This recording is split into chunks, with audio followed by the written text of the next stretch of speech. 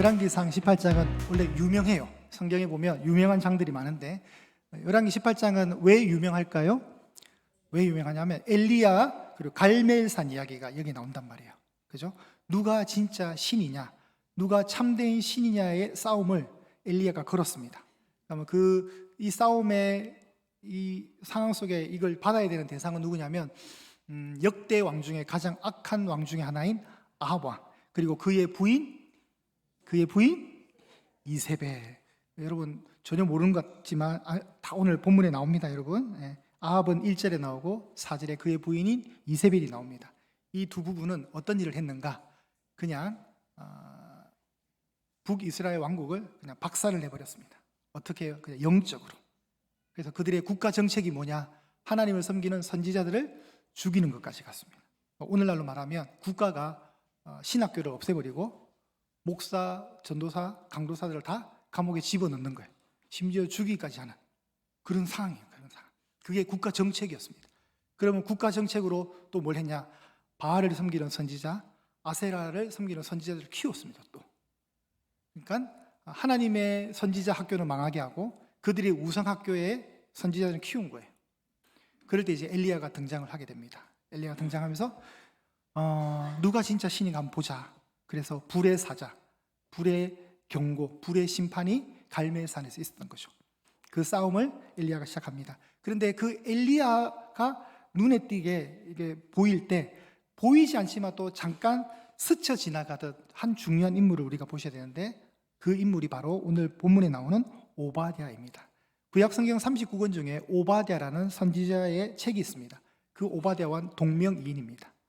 이 오바댜를 오늘 보시면 좋겠고, 그 오바댜가 오늘 성경에 어떻게 묘사되냐면 설교 제목으로 그냥 우리가 정의할 수 있습니다. 오늘 설교 제목이 뭡니까? 조용하지만 뿌리 깊은 신앙. 이걸 오바댜의 신앙으로 봅니다. 조용하지만 뿌리가 깊은 신앙입니다. 자, 오바댜를 보도록 하겠습니다. 때는 언제인가? 때는 아합과 이세벨이 북이스라엘을 통치하고 있던 그 시대 때, 그 당시에 기근이 있었습니다. 비가 오지 않는 3년 반의 흉년이 있었던 거죠. 이 이야기를 예수님도 하십니다. 누가복음 4장 25절에 올려주실까요? 누가복음 4장 25절에 예수님이 이렇게 말합니다. 내가 참으로 너에게 이르노니 엘리야 시대에 하늘이 3년 6개월간 닫히며 온 땅에는 뭐가 있었다? 큰 흉년이 있었다. 자, 야고보 사도도 이렇게 얘기합니다. 야고보서 5장 17절에 엘리야는 우리와 같은 성정을 가진 사람인데 그가 비가 오지 않기를 간절히 기도한 즉 얼마 동안? 3년 6개월 동안 비가 오지 않았습니다. 그러니까 흉년인 거예요. 흉년. 여러분 3년간 흉년을 경험하신 적은 없으시죠? 사실은 우리는 제가 데이터를 좀 조사를 해봤는데 흉년이 3년간 지속되면 일어나는 일들에 관해서 제가 좀 조사를 해봤습니다. 우선 첫째 해는 저장해뒀던 곡식으로 버팁니다. 그러나 가격이 오릅니다. 물가 상승이 있고요. 둘째 해는 저장된 모든 창고의 곡식이 소진되기 때문에 수입 곡물을 의존하게 된다고 합니다.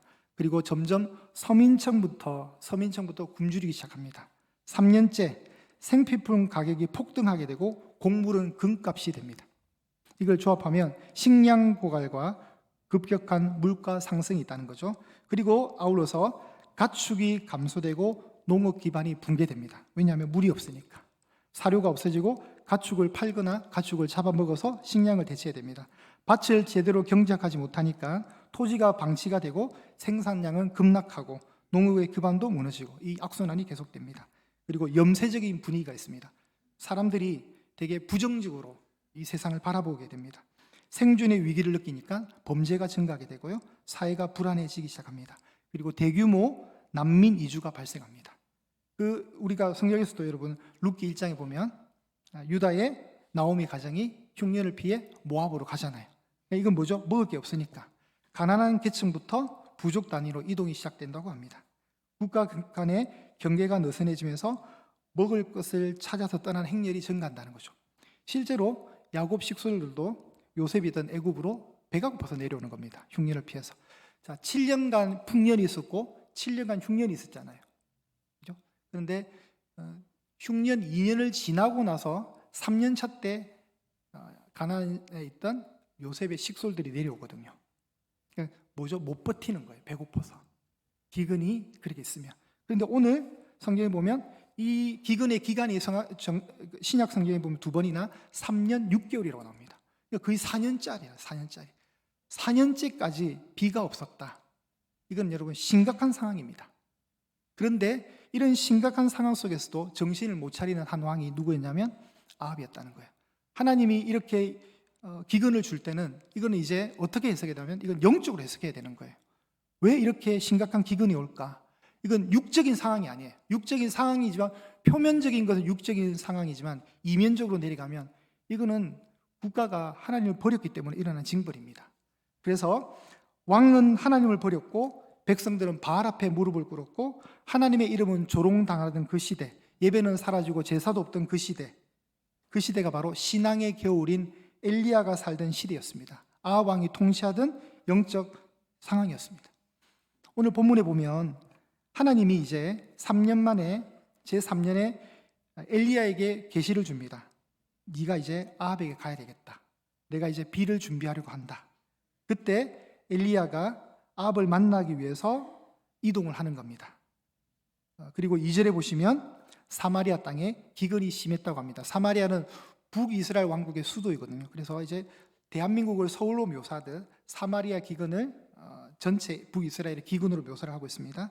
그런데 이때 등장하는 한 인물이 있는데 3절에 그 아합의 왕궁에서 하나의 높은 지위를 가지고 있던 한 사람이 있습니다. 누구죠? 오바댜였습니다. 오늘날 대통령실의 비서실장 정도 되는 왕궁 맡은 사람이 있었는데 이 사람을 성경이 한 줄로 소개합니다. 3절 끝에 가시면 오바댜는 여호와를 경외하는 자인데 그 앞에 뭐가 붙습니까? 지극히 경외했다. 이게 멋있는 표현이죠. 그냥 하나님을 믿었던 정도가 아니라 굉장히 깊이 있게 하나님을 믿었던 심지가 견고했던 사람으로 묘사가 됩니다. 그런데 그가 있는 장소가 어디입니까? 왕궁이라는 거예요. 누구의 왕궁? 아합의 왕궁. 아합은 어떤 왕이었어요? 하나님을 버린 왕이었어요. 하나님을 버리고 그 버린 자리에 바알과 아세라로 채웠던 못된 왕이었단 말이에요. 그런 자리에 권력의 중심부에 그 왕궁에 오바댜가 살았어요. 어떤 마음으로 살았을까요? 소돔과 고모라 땅에 살 때 롯의 마음이 굉장히 힘들었다고 신약 성경에 나옵니다. 롯이 그 버티기 힘든 시대 속에 그런 도시에 의를 가졌던 롯이 그 의로움의 상처를 많이 받았다고 베드로전서 후서에 보면 그런 내용이 나와요. 그걸 조합하면 참 힘든 거예요, 여러분.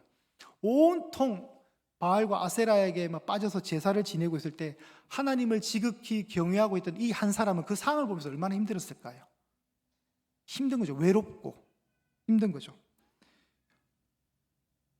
그리고 이제 이 오바댜가 뭘 했냐면 국가 정책으로 여호와의 선지자들을 아합과 이세벨이 죽이고 있을 때 한 가지 행동을 합니다. 4절 보실까요? 이세벨이 여호와의 선지자들을 멸할 때에 오바댜가 선지자 100명을 가지고 50명씩 불에 숨겨줍니다.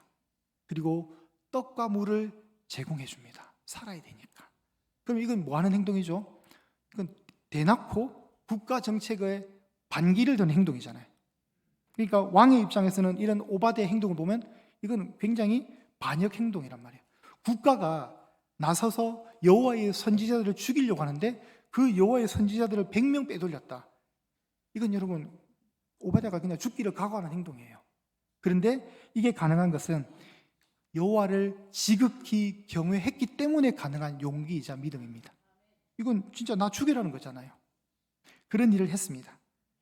자, 어느 날 아합이 오바댜를 데리고 야, 우리가 물이 얼마나 있는가 한번 찾아보자. 혹시 물을 얻을 수 있지 않을까? 온 땅을 한번 다녀보자 해서 이동을 합니다. 그게 5절에 나와요. 아합이 오바댜에게 이르되 이 땅의 모든 물 근원과 모든 시내로 가자. 혹시 먹을 게 있는가를 얻어보자는 거예요. 근데 그 뒤에 말이 웃깁니다. 그리하면 말과 노새를 살릴 수 있다. 이게 뭔 말이죠? 지금 북이스라엘의 백성들은 굶어 죽고 있는데, 그죠? 아합은 지금 누구 걱정하는 거예요? 지가 키우는 말과 노새가 더 걱정인 거예요. 그러니 하나님이 이걸 정상으로 보시겠냐고요. 두 사람이 그 땅을 다닐 때 너는 이쪽으로 가, 나는 이쪽으로 갈게. 서로 각자 갑니다. 그러던 찰나에 이 7절에 오바댜가 드디어 누구를 독대하냐면 엘리야를 만나게 된다는 거죠. 이제 두 인물이 갑자기 등장합니다. 엘리야도 나타나고 오바댜도 나타납니다. 두 사람을 생각할 때 하나님이 이 두 사람을 어떻게 사용하시는가? 각자 다른 자리에서 하나의 신앙을 가졌거든요. 엘리야는 당연히 하나님 믿죠. 이 오바댜도 여전히 하나님을 경외합니다. 그러나 다른 위치에 있습니다. 살아가는 삶의 자리가 달라요. 엘리야는 지금 광야에서 사는 겁니다. 오바댜는요, 왕궁에 있는 겁니다. 그리고 엘리야 이러면 우리가 한 단어, 불을 생각할 수 있죠. 불의 사자입니다. 그 불을 통해서 그 시대를 각성하게 하는 거거든요. 깨어나라. 너희들 지금 뭐 하는 거냐? 진짜 신은 여호와다. 그게 이제 갈멜산의 영적인 전쟁이었잖아요. 오바댜는 반대로 물의 사람인 걸 알 수 있습니다. 엘리야가 불이었다면 오바댜는 물의 사람입니다. 왜 그렇죠? 떡과 물을 통해서 사람을 살렸거든요.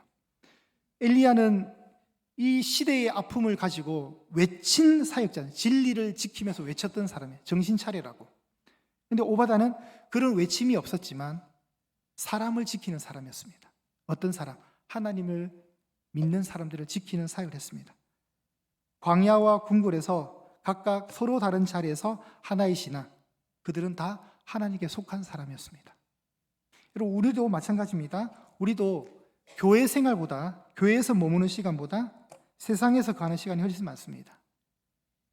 마치 오바댜처럼 회사나 사회 속에서 우리는 세상의 공기를 마시고 삽니다. 그럼 오늘을 사는 우리는 어떻게 살아야 됩니까? 어떻게 살아야 됩니까? 신앙을 지킨다는 것은 쉽지 않거든요. 신앙을 지킨다는 자체가. 그래서 신앙을 지키려고 애쓰다 보면 두 가지의 패턴의 상황을 맞이하는데, 첫 번째가 타협하는 겁니다. 신앙을 지키기 위해서 타협합니다. 좀 말이 안 맞지만. 왜냐하면 내가 가진 이 신앙이 내가 살아가는 이 공간과 세상 속에서 지켜내기가 힘드니까 그냥 그 신앙을 지키는 일을 타협으로 끌고 가는 거예요. 어차피 세상은 다 이래. 그래서 내가 가진 신앙의 색깔을 잃어버릴 때가 있습니다. 두 번째가 신앙을 지키기 위해서 스스로 고립됩니다. 만사가 다 귀찮은 거예요. 그냥 세상 등지고 나만 그냥 상처 안 받으면 되겠지 해서 세상과 단절합니다. 그거로 가는 거죠. 타협이냐 고립이냐. 근데 오바댜를 보면 오바댜는 타협하지도 않았고 고립되지도 않아요, 사실. 그죠? 오바댜는 이 두 개의 긴장 관계 속에서 왕궁에 살지만 왕궁을 떠나지 않습니다. 그러면서 왕을 섬기면서도 하나님을 더 섬깁니다. 그의 신앙은 단순하지 않아요. 그래서 근데 그걸 진짜로 성경은 보고 있습니다. 세상 속에 있으면서도 세상에 속하지 않는 사람, 복음의 신앙인의 모습이 이런 모습입니다. 여러분, 우리가 찬양 중에 목마른 사슴 들어보셨죠? 목마른 사슴 시내, 그렇죠? 그리고 먼저 그 나라와 의를 구하라, 이런 노래들이 있습니다. 이게 그냥 나온 게 아니에요, 여러분. 이게 역사적 뿌리를 가지고 있습니다. 1960년대, 70년대 미국 사회는 월남전, 전쟁 비롯해서 그 젊은이들 사이에 히피 문화라는 게 있었어요. 히피 문화. 머리를 길게 장발로 기르고 막 찢어진 청바지, 그리고 마약 이런 거 있잖아요. 방황, 반전 운동. 그러니까 많은 젊은이들이 그런 기존의 국가 제도에 거부를 하면서 자유를 막 추구하는 어떤 행동들을 하는 게 그게 히피 문화였어요. 근데 그런 자유를 추구하지만 결국은 어떻게 되냐? 영적으로 굉장히 공허해지거든요. 그들은 그렇게 하면 되게 좋을 줄 알고 다음 세상, 좋은 세상을 만들 줄 아는데 알고 보니까 점점 그렇게 하면 할수록 영적 허무가 있는 거예요. 공허함이 빠지는 거예요. 그때 캘리포니아에 위치하고 있던 갈보리 채플이라는 교회가 있었습니다. 척 스미스 목사님이 그런 히피들을 품고자 합니다. 히피들을. 저렇게 놔두면 안 되는 거죠. 다음 세대의 미국의 청년들이 저렇게 빠져 있으니까 안 되겠다 해서 교회가 났습니다. 그래서 히피들에게 들어가서 복음을 전했습니다. 그리고 회심한 히피들이 교회로 옵니다. 교회로 오면 어떤 현상이 벌어지냐면 히피들이 잘 씻지 않거든요. 이 쾌쾌한 냄새 때문에 사람들이, 히피들이 딱 들어오면 반원이 그려집니다. 원이 그려집니다. 냄새를 펴서 벽 쪽으로 다 가는 거예요. 일부 예배 때, 여러분은 일부 예배 때 잘 모르시죠? 일부 예배 때 관객이 딱 그렇습니다. 여기가 텅 비어 있어요. 분양이 안 돼가지고 텅 비어 있고 이쪽으로 다 붙어요. 이쪽 성도님들이 주로 맨 뒷자리에 되게 좋아요. 절대로 앞으로 오지 않습니다. 그 남들이 다 저 뒤로 가고 옆으로 갈 때 홀로 맨 앞에 앉아 있는 사람이 바로 이주성 목사입니다. 요 앞에 혼자 앉아 있어요. 그래서 맨날 저랑 눈이 마주치고 있어요. 근데 히피들이 들어오니까 그 냄새 때문에 못 견디는 거예요, 성도들이. 그래서 성도들이 다 벽 쪽으로 붙어요. 그러니까 원 동그랗게 돼요, 이렇게 원이. 근데 그 히피들이 뭘 잘하냐? 얘네들이 음악을 잘해요. 그래서 회심하고 나서 은혜를 받았으니까 그들이 가진 재능과 은사로 음악을 만들기 시작합니다. 그게 찬양인 거예요. 그게 여러분 우리가 부르게 되는 찬송가 이외의 복음성가라 불리는 그런 예배 음악이 그때 나온 거예요. 그래서 먼저 그 나라와 의를 구하라, 목마른 사슴, 여러분 또 심지어 이런 노래도 있어요. 그들의 영향을 받아서 나중에 후기에 나오지만 내가 원하는 이런 거 있잖아요. 이제 소위 말하는 마라나타 싱어즈라는 그 찬양팀이 생기게 된 배경들이 히피들 때문에 그런 거예요. 그러니까 핵심이 뭐냐면 그들 속에 들어가지만 그들과 같이 되지 않고, 그들 속에 들어갔지만 그들에게 오염되지 않고 그들을 복음으로 끌고 온 거예요. 그러니까 오바댜의 모습이 그런 거고, 오늘 이 시대에 우리가 그렇게 살아야 돼요. 세상에 거하고 세상에 들어가지만 세상을 닮아서 세상화되는 게 아니라, 동화되는 것이 아니라 그 속에서 신앙을 지키는, 그렇게 되려면 어떻게 되죠? 여호와를 지극히 경외하는 뿌리 깊은 뿌리 내림이 있어야 되는 거예요. 흔들리지 않는. 그러니까 지금 이 엘리야 시대 때, 이 아합의 시대 때 뭐가 없었습니까? 하나님을 경외하는 게 없었어요.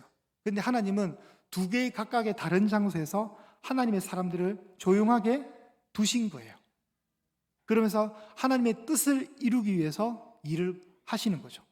엘리야를 통해서는 각성시키는 영적 대각성을 한 방에 그 불을 통해서 갈멜산에 보여주셨다면, 오바댜를 통해서는요, 조용하게 하나님의 사람들을 지켜내는, 왕의 시선을 피해서 이세벨의 그 독기 품은 그 눈빛을 피해서 조용히 100명의 선지자들을 보호하는, 누가 더 귀하냐 이렇게 말할 수 없는 거죠.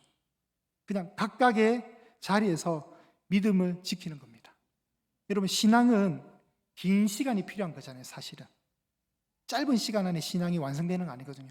근데 그 신앙을 지키려면 뭐가 있어야 되냐면 버티는 게 있어야 돼요. 버팀. 이게 그냥 되는 게 아니거든요. 오바댜도 지금 버티는 거예요. 이 불편한 왕궁에서 굉장히 고위 관료로 있지만 남들이 다 바알과 아세라에게 무릎 꿇을 때 혼자 여호와의 신앙을 지켜내는 이런 상황, 쉽지 않은 상황, 수많은 오염의 물질들이 막 올 때 그걸 스스로 지켜내는 버팀, 쉽지 않지만 우리가 해야 될 모습입니다. 롤모델입니다. 예수님도 똑같습니다. 예수님도 이미 오염된 이 세상에 와서 가난한 자들과 약한 자들 편에 서서 묵묵히 순종하시고 약하디 약한 모습으로 십자가에 돌아가시지만, 그죠? 그 버텨낸 신앙의 모습 속에서 우리에게 주시는 메시지가 있는 거죠. 제가 그 수능 시험을 끝나고 저희 교회에 장로님이 이렇게 조그만 사업을 하셨는데 페인트 사업을 하셨어요. 그 페인트가 뭐냐면 훅기라는 게 있어요. 훅기, 분사된 훅기. 훅기가 이렇게 분사되면서 쇠 같은 데 이렇게 색칠을 하는 거예요. 그게 그때 당시에 말레이시아인가 어떻게 수출되는 거였는데, 이 많은 쇳덩어리에 계속해서 이렇게 반복해서 이렇게 페인트를 뿌리는 그게 있어요. 그러면 이제 그 페인트를 뿌리기 위해서 쇠를 들어줘야 되고, 쇠를 뒤집고 다시 뒤집고 이게 여러 번 반복되는 작업인데, 그 장로님이 저와 제 친구와 또 저희 교회 형한테 우리 공장에서 알바를 좀 하라는 거예요. 저는 정말 가기 싫었거든요. 그 추위에, 그 겨울이잖아요. 근데 또 야외에서 일하는 건데 그 못 모르고 갔다가 한 2달간 했어요. 근데 교회 형과 제 친구와 제가 너무 열심히 일을 했어요. 왜냐하면 잘 모르니까 너무 열심히 일한 거예요. 근데 제가 아직도 기억나는 건 뭐냐면, 그때 같이 일했던 아저씨들, 그때는 다 아저씨들이 뭐라 했냐면, 와, 이 종교를 가진 애들이 참 특이하다는 거예요. 근데 저희가 너무 열심히 일하니까, 와, 역시 기독교를 이 교회 다니는 사람들이 좀 다르다, 이런 말을 했어요. 제가 그런 말을 들은 사람이었어요, 여러분. 요지는 뭐냐? 여러분이 세상에 거하실 때 정말 최선을 다하십시오. 요령 피울 수도 있잖아요. 요령도 피우고 싶고. 그런데 하나님 사람은 그렇게 사는 게 아닌 것 같아요. 물론 과로할 정도로 열심히 하시면 안 돼요. 뭐 일하다가 쓰러졌다 뭐 이런 말은 제 귀에 안 들리도록 해주세요. 근데 성실하다는 말은 들으셔야 될 것 같아요. 정말 그렇게 사십시오. 여러분이 게을리하면 홍제동에 있는 예양교회 욕먹습니다. 그리고 우리가 믿는 하나님이 욕먹습니다. 아굴이 그런 기도했잖아요. 하나님의 이름에 욕될까? 여러분 늘 그런 부담을 우리 안에 선하게 가지셔야 돼요. 여러분 버티는 겁니다. 가셔서 열심히 하시면서 버티는 겁니다. 조용하지만 뿌리 깊이 신앙을 내리십시오. 신앙은 그렇게 여러분 단순간에 뭐 짧은 시간에 이루어지는 거 아니거든요. 그래서 실천하십시다, 여러분. 오바댜가 선지자 100명을 물과 떡으로 살렸듯이 우리도 우리만의 작은 방식으로 또 다른 물과 떡을 준비해서 또 다른 이들에게, 지친 사람들에게 그것을 섬길 수 있기를 바랍니다. 그래서 직장에 가시면 딱 볼 때 지쳐있는 동료가 있으면 여러분 거친 말 하지 마시고 따뜻한 한마디 하시면서 격려해 주시고 위로해 주십시오. 이게 성도의 자세입니다. 회사에서 부정적인 말들이 막 돌 때 함께 가담해서 욕하지 마시고, 그죠? 출근길에 10초라도 주님 오늘도 저의 삶을 지켜주십시오. 오늘도 제가 머무는 이 자리를 통해서 주님이 영광 받아주시고, 하나님 제가 있는 이 자리에서 하나님을 드러내게 해주십시오. 짧은 시간에 그 기도하는 것, 이게 오바댜 신앙인 거예요. 그리고 외롭죠. 때로는 직장에 갔는데 아무도 예수 믿는 사람 없는 것 같고 나랑 코드가 안 맞는 것 같고 내가 여기서 어떻게 버텨내지? 오바댜를 생각하시면 됩니다. 예수님 생각하시면 됩니다. 예수님도 그러셨어요. 감정이 좋을 때만 믿음이 유지되는 것이 아니라 내 마음이 상하고 감정이 다운되더라도 그래서 오늘 정말 예배 가기 싫다 그래 할지라도, 그렇게 예배 드리기 힘든 주일이 되더라도 한 걸음 더 교회로 오시기는 바랍니다. 오실 수 있길 바랍니다. 이런 신앙들이, 버티는 신앙, 이걸 계속 연습하는 겁니다. 이제 임직을 맞이하시는 분들에게도 이 말씀으로 권면합니다. 조용하지만 뿌리 깊은 헌신이 있기를 축복합니다. 내가 뭘 타이틀을 달았기 때문에 과시하는 것이 아니라 하나님이 섬기라고 주시는 자리다, 이 생각하시며 여러분이 뿌리 깊이 조용히 수고의 그 땀을 귀하게 흘릴 수 있기를 바랍니다. 그러면 우리에게 어떤 대가가 있느냐? 여러분이 지킨 이 신앙의 길 끝에 가시면 주님이 보이게 됩니다. 그 영광의 주님이 맞아 주시게 될 겁니다. 그 은혜